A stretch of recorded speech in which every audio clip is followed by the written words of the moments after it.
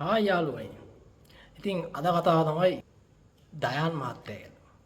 ඉතින් මේ ඉන්නේ දයාන් මහත්තයා. මේ ඉන්නේ දයාන් මහත්තයාගේ කලින් බිරිඳ. මේ ඉන්නේ දයාන් මහත්තයාගේ දැන් ඉන්න බිරිඳ. අතොර දයාන් මහත්තයාගේ අද කතාව තමයි කජ්ජා. කජ්ජාගේ පුතාට දුන්න අවවාදය ගැන. ඉතින් දයාන් මහත්තයා කජ්ජාගේ පුතාට අවවාද කළා වීඩියෝයක් දැම්මා.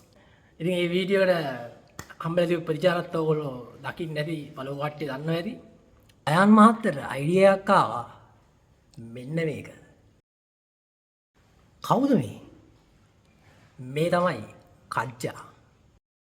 දැන්ට මාස ගානකට කලින් නැති වුණ කජ්ජා. එතකොට මේ කවුද?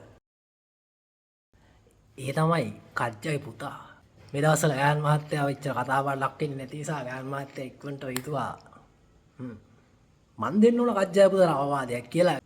ගෑන් මහත්තයා දෙනවා නියම අවවාද ටික කජ්ජාගේ පුතාට. ඉතින් ඕගොල්ලෝ බලන්න නැති කියලා මං හිතනවා ඒ අවවාදේ මොකක්ද කියලා. ඒ අවවාදේ බැලුවා වගේ මේක ඇතුලේ තියෙන කමෙන්ට්ස් ටිකත් බැලුවද? ඒකත් බලන්න නැති. ගයන් අනුන්ගේ ළමයි ගැන වන්නද තමන්ගේ ළමයි දෙන්නවා කියලා බලනකො මුලින්ම මාර මිනිහා ආව අවවාද දෙන්න. තමුන්ට වඩා ඒ තාත්තා කොච්චර හොඳයිද? ඉතින් ඔයිට වඩා බරපතල විදියට ටයිපින් බෝඩ් එකේ ගොඩක් කට්ටිය කොටලා තිබ්බා. මම මේ කතාවට යන්න කලින් අපි පොඩක් පස්සට ගිහිල්ලෙමු. දයාන් මහත්තයාගේ පළවෙනි විදිහට. මෙන්න මේ විදිය මැසේජ් එකක් දෙනවා දැනට අවුරුදු 8කට විතර කලින්. ගයන් වික්‍රමතිලක තමුන් දරු දෙදෙනාව දාලා ගෙදරින් ගියේ 2012 අවුරුද්දේ. මතකයිද කියලා නම් මන් දන්නේ නැහැ. ඒ ගියාට පස්සේ උසාවියෙන් ලැබුණු නියෝගය අනුව 2014 ඉඳලා දරු දෙන්නට රුපියල් 30000ක් මාසෙට දුන්නනේ. ඒ දුන්න 30000 2016 පෙබරවාරි මාසයේ ඉඳලා තමුන් නතර කළා. අවසානයේදී 2018 නොවැම්බර් මාසයේ මගේ ලොකු පුතා මන් ළඟට ආවා. ඒ එනකොට ලොකු පුතා ගෑන් සහ චතුරිකා ළඟ ඉන්න කාලයේදී නොයෙකුත් වද හිංසා වලට මුහුණ දීලා තිබුණා. හැබැයි ඕකට දයාන් මහත්තයා නිකන් ඉන්නේ නැහැ. දයාන් මහත්තයා දෙන රිප්ලයි වීඩියෝ. ඒ කියනවා දයාන් මහත්තයා එක තැනක මේක මට ගොසිප් channel වලින් ගහපු මඩ පාරක්. ඔයගොල්ලන්ට වෙන වැඩ නැද්ද? අනුන්ගේ පවුල් කඩ කඩින්න ලංකාවේ ප්‍රසිද්ධ නමක් තියෙන පුද්ගලයන්ට එහෙම කරන්න. ගහන් මහත්තයා ඔන්න ඔය වීඩියෝ එකේ එක තැනක කියනවා ලංකාවේ පුරවැසියෙක් වශයෙන් අපි මොකද්ද කරන්න ඕනේ කියලා. අපි වෙන්න මේකයි ලංකාවේ පුරවැසියෙක් වශයෙන් කරන්න ඕන. බලලා ඉන්නකො.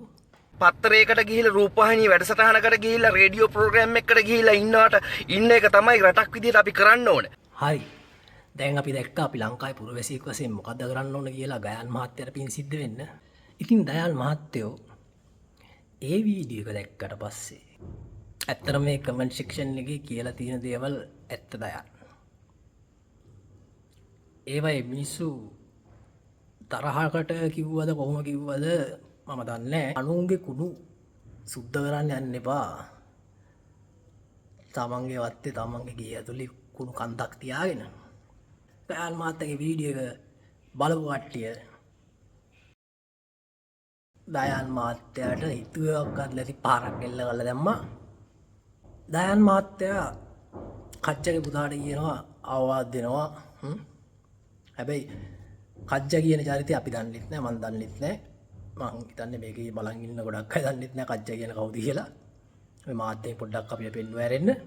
හැබැයි කජ්ජාගේ පුතා කජ්ජා මොන විදිහේ චරිතයක් වුණත් මොන විදිහේ වැරදි දේවල් වලට පෙළඹිලා හිටියත් තමන්ගේ තාත්තා නැති වෙලත් තමන්ගේ තාත්තා වෙනුවෙන් කතා කරන්න ඉස්සරහට ආවේ ඇයි? අර කොල්ල දෙන්න දැන් ලොකු ඇති. හොඳට තේරෙන වයස ඇති ලොකු කොල්ලා නම් ඒ ලොකු කොල්ලා ඔය දැකලා කොහෙන් hina වෙනවද කියලා කවුද දන්නේ? කජ්ජාධාරි දයාන්ධාරි කවුද? ඇත්තම නියමම තාත්තා. දාන්න යටින් කමෙන්ට් එකක්. එනම් ජය වේවා.